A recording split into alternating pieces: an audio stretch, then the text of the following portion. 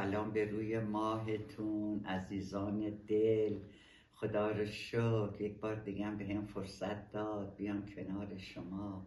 بهترینا رو براتون آرزو میکنم. اسم کلاستون هنر زندگی. سال هاست 40 سال تقریبا من این هنر زندگی رو اجرا کردم و شاگردی کردم، از شماها آموختم، پس دادم درسم.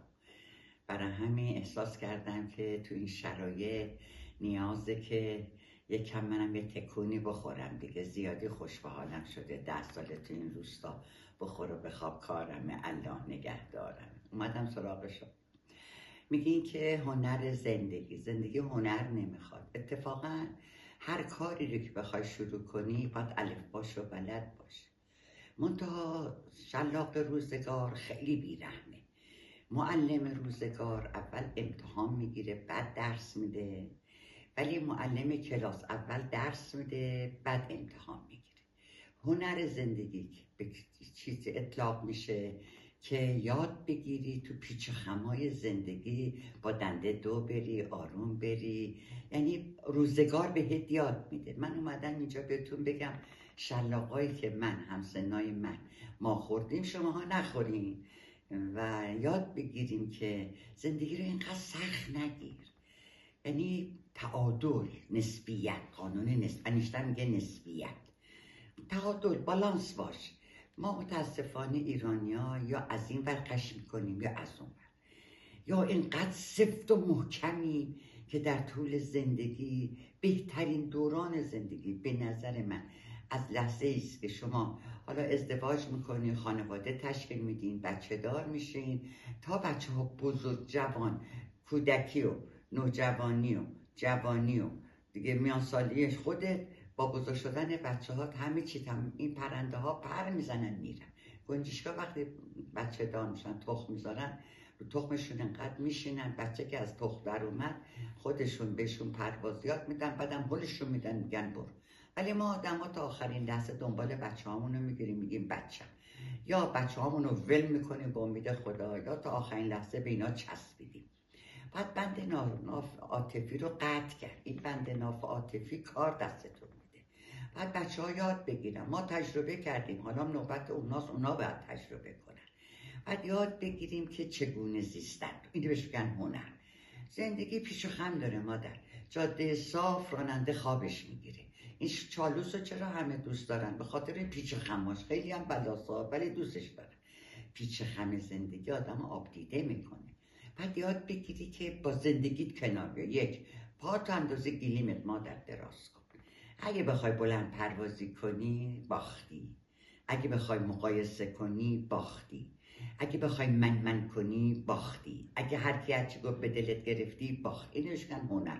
یاد بگیر که از بیرون هیچ کس نمیتونه تو رو اذیت کنه. ما خودمون رو اذیت میکنیم. شاید یکی راحت حرف میزنه، چیکارش داری؟ مگه تو هستی که ناراحت شدی؟ بذار بگم. در نتیجه اگر هنر زندگی رو یاد نگیری، مثل کسی که تعلیم رانندگی ندیده پشت ماشین میشینه، هم خودش میره تو باقالیا هم سرنشیناشو میبره تو باقالیا. خب چه کاریه؟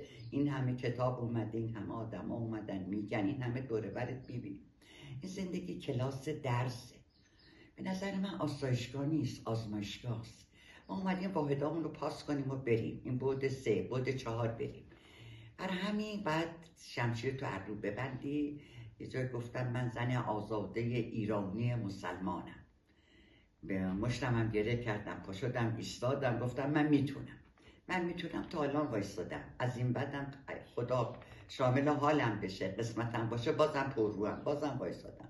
من اعتقادم بر اینه که مادرای همسن من خودشونو میزنن به مریضی، ناله میکنن، آه میکنن، بچه ها گرفتار، بچه ها وجدان درد میگیرن، نمیتونن بیان به شما سر. خب من یاد گرفتم دیگه، با شماها یاد گرفتم. سالها پیش من یه دوستی داشتم، خیلی خانوم بود، روحش شاد باشه. ایشون شوهرش زمان شاه ترخیص کالا بود تو خرمشهر. این شوهرش مرد.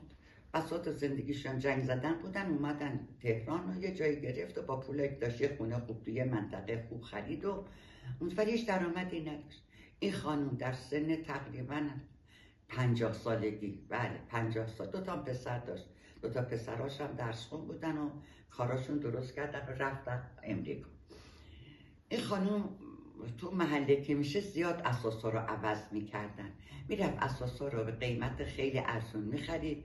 تو ساختمانی هم که نشسته بود اکثر همسایه هاش آپارتمان ها رفته بودن خارج، اینجا فقط گاهی کار داشتن. انباری ها اینا رو هم گرفته بود، اینا رو میرفت میخرید، میومد سالها ساعتها رو اینا کار میکرد، اینا رو درست میکرد، بعد حراج میذاشت. نمیدونید چه زندگی داشت. 3 کلاس اکاد، 3 کلاس مدرسه درس خونده بود، یعنی 5-6 تا خواهر بودن، یه برادر. این خواهر کوچیک بود، پدرشون که مرد، این رفت عکاس بودن، رفت بغل دست برادرش توی تاریخ خونه رو توش عکس. کاغذای بی اون موقع پاکت بود، نایلون نبود. بغل رادیو شد، میگفت رادیو دانشگاه منه. هر چی میگفت با خط، با همون 3 کلاس سوادش رو اون کاغذها مینوشت. واقعا روح شاد، سالار زنی. من خیلی از اون آموختم، خیلی آموختم. اینقدر صبور بود، من عجول بودم. اینقدر صبور بود، اینقدر دو تا خواهر بود، من با 2 تاشون روز. اینقدر آروم بود، اینقدر قشنگ زندگی کرد. ما هر چی داریم حرص میزنیم، نه جوانی میکنیم، نه بچه همون دوره کودکی با ما. یه خاطره، این بچه ها بزرگ شدن رفتن، بشین ببین چقدر خاطره با بچه ها داری. ای خونه رو تمیز کردی، وسواس بازی، یا اینقدر شلخته و شرابه، یا اینقدر خسیس و چیپ و بس. یه دوستی من باز دارم الان 2 تا 3 تا خونه داره، ولی به چه قیمتی 3 تا خونه رو خریده؟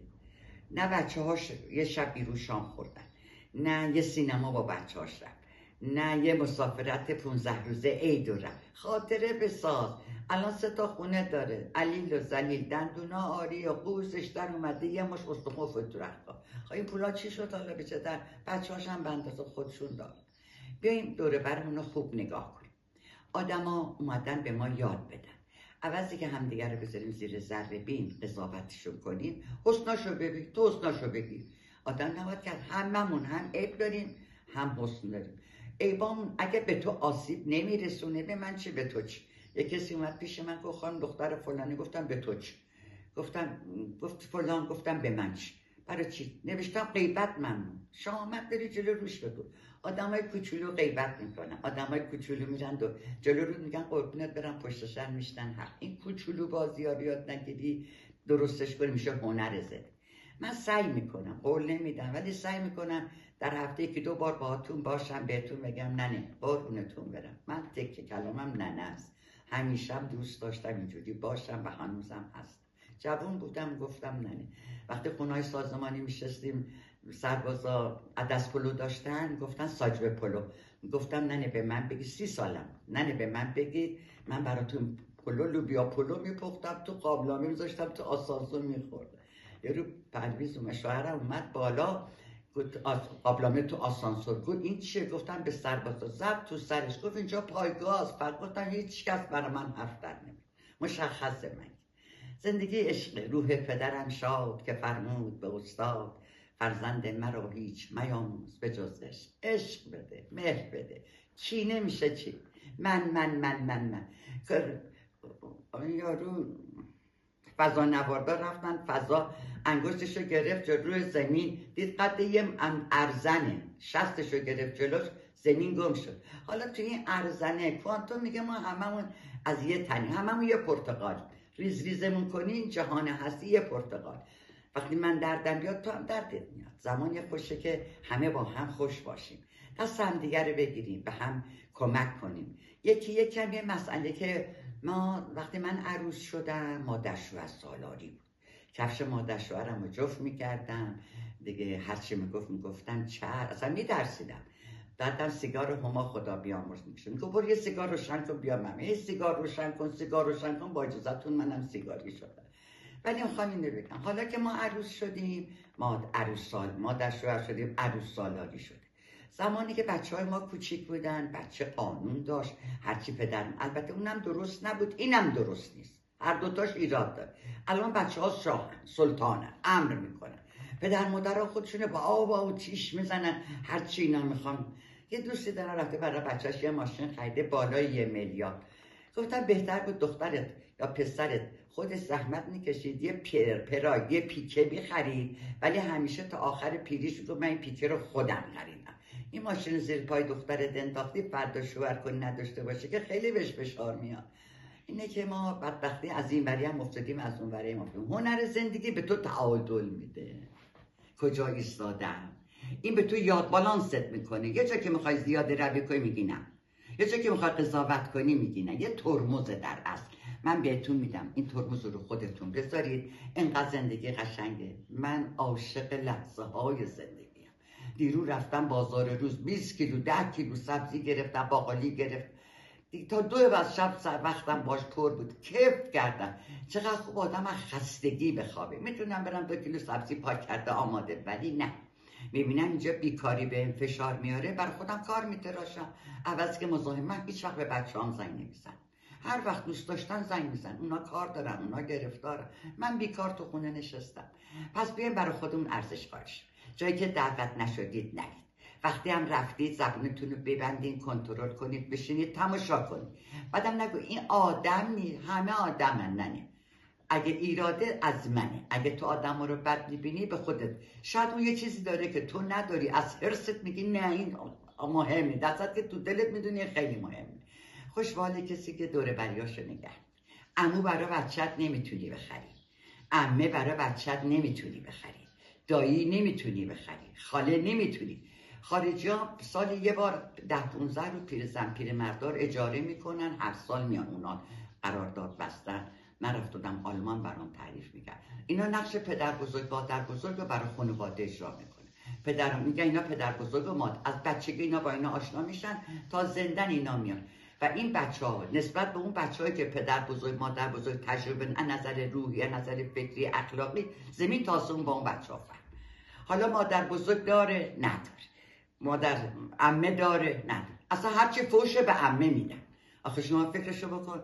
برای همین این هنر زندگی در این رابطه ها حرف میزنه. اگه انشالله خوشتون اومد و دوست داشتید، منم زنده بودم و حالی داشتم، در خدمتتونم. اگر نه هر چه کنی به خود کنی، گر همینی کن. جهان هستی هوشمنده، مزن در کسی را با انگشت که میزنن درت را با. فکر میکنی زرنگی سر منو کلاه گذاشتی یا رفتی؟ نه، تو یه کوچه بنبست گیرت میندازه، همچین دماغ تو لاله گوش تو همچین میمالونه که شیری کم مادر خوردی از دماغت بیاد بیرون. باور کن جهان هستی میفهم. تو دونتو بکار، تو خوبیاتو بکن.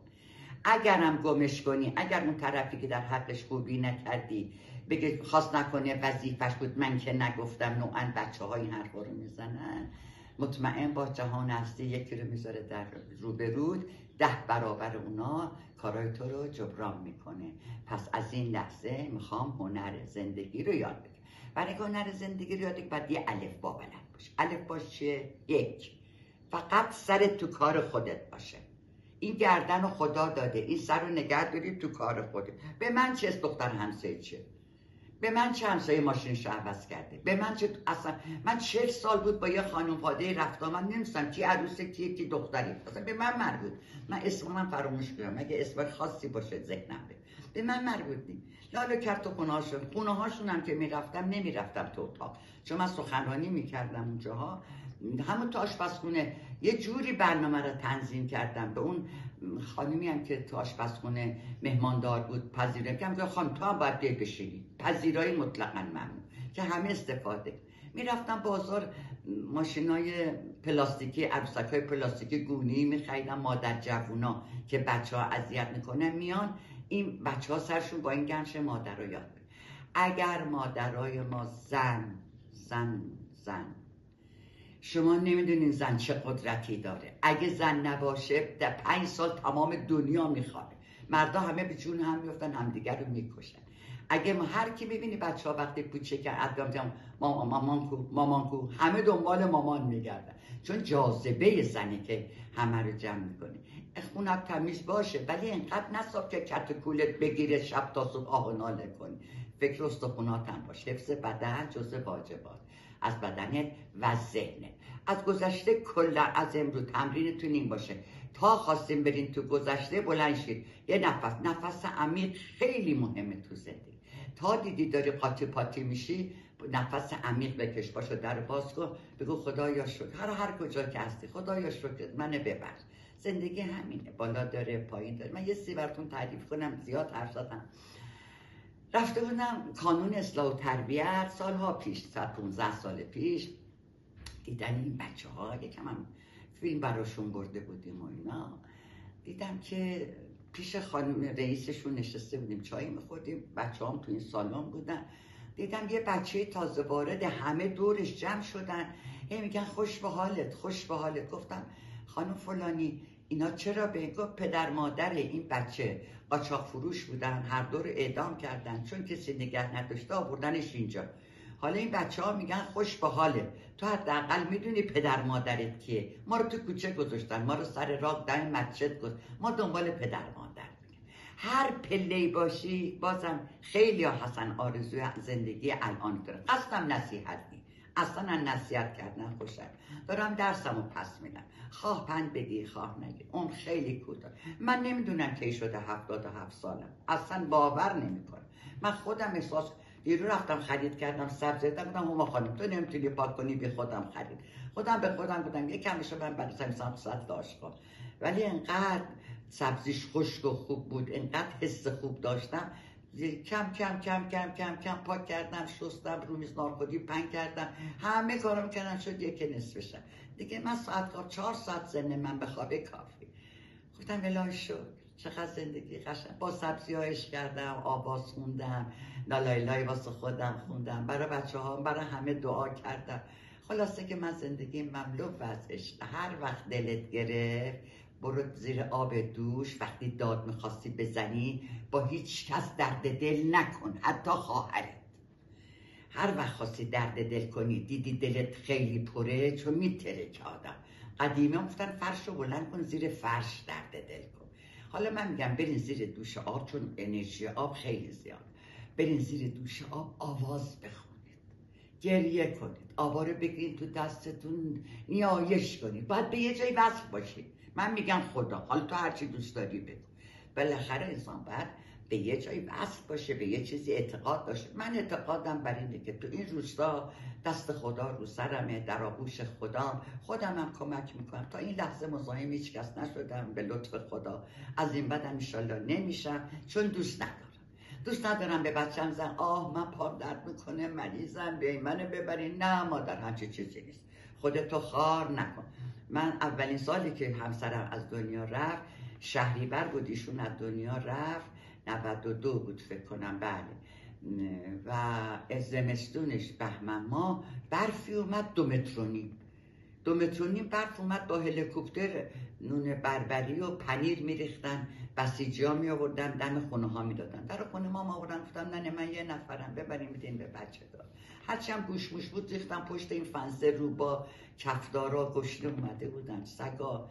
دادم به بچه هم زنگ زدم، گفتم مادر نه برق هست نه آب هست هیچی، بی خود پا نشین تو این جاده بیاد تو کوچه ما، مثلا ماشین وارد نمیشه چون ارزش کرد. خلاصه گذروندم. بهترین خاطراتم شد اونجا با آقای پرویز شهبازی. بعد که برق اومد و اینا همینطوری کنترل دستم بود، با آقای پرویز شهبازی آشنا شدم. گنج حضور رو دیدم.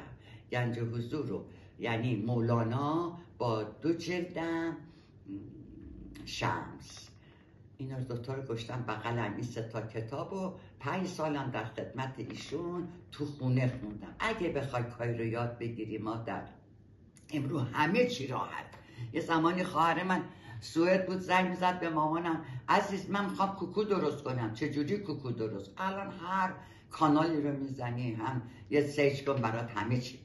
به خاطر همین زندگی خیلی آسون شده، به همون نسبتاً توقع زیاد شده، دلا نازک شده، خود بزرگ بین شدیم. مامانایی که میرین دنبال بچه‌هاتون در مدرسه، وای نسین همه چیزاتون رو بر هم دیگه بگی. بچه‌تون اصلا خودشون باید برن و بیان. حالا تو میری میاری برو بیار، ولی معنی نداره کسی که ندیده نشناخته وای میسین تا بچه‌ها به شما برسن اسرار زندگی. من خیلی خاطرات بدی برام تعریف کردن از این دوستی‌های جلوی مدرسه. دیگه حالا دیگه بستونه، زیادی حرف زدم. انشالله اگه قسمت بود فردا. قربونتون برم، مرسی که هستی.